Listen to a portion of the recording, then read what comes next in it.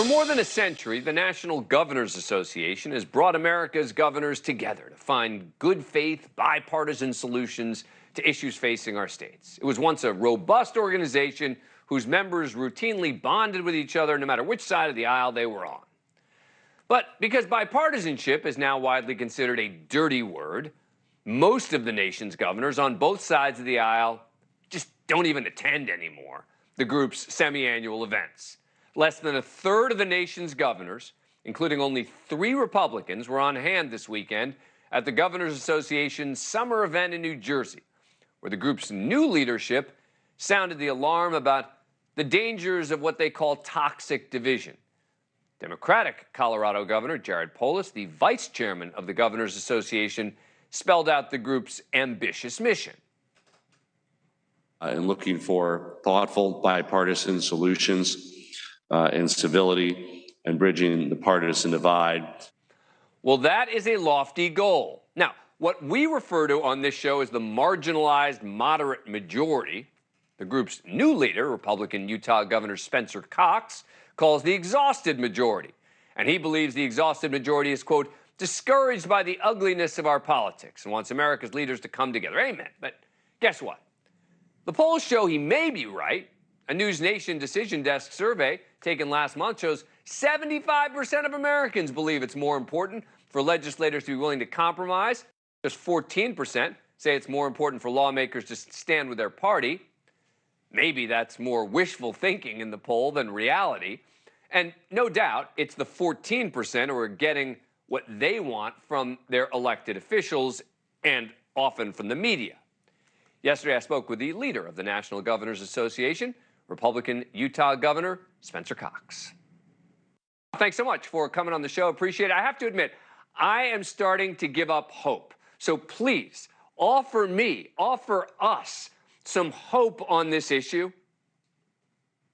Dan, I'm happy to offer you all the hope in the world. I truly believe that pendulums swing, and this one is starting to swing the other way. In fact, that poll you just did gives me hope. This idea that it's not just appealing to our better angels, although I'm doing a lot of that with my fellow governors. This is not just another initiative about kindness and getting along, although we certainly need more of that. This is actually an initiative about disagreeing better. Our nation was founded on profound disagreement, and your poll shows that Americans understand that there is an exhausted majority out there. Unfortunately, so much of the divide that we see today, the media divide, the social media divide, encourages performance instead of substance.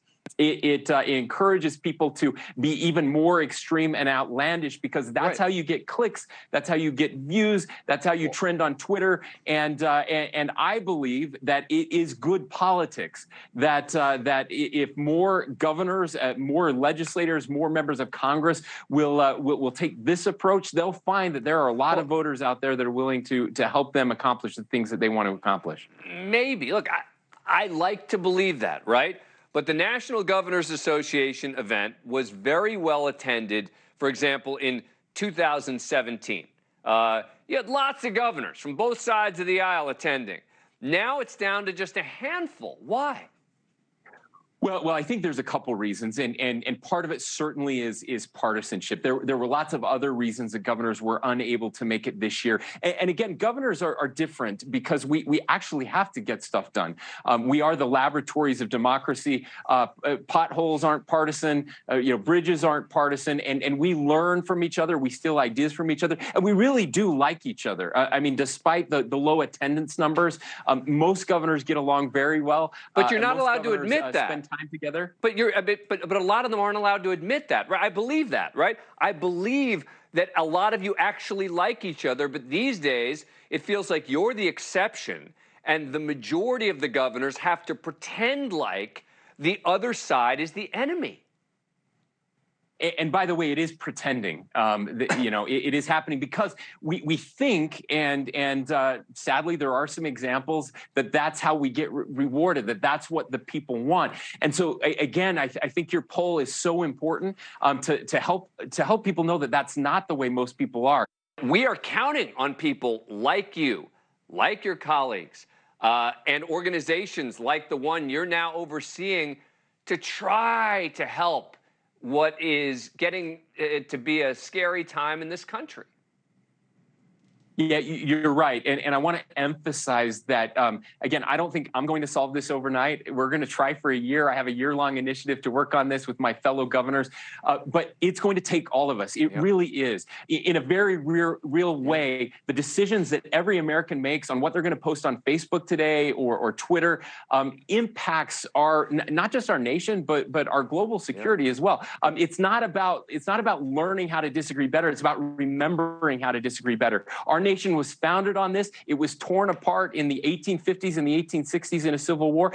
And we are headed in that direction if we don't all remember what it is that made our country great and we start acting like it.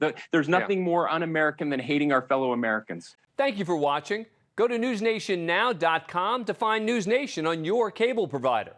And don't forget to click the red subscribe button below to get more of News Nation's fact-driven, unbiased coverage.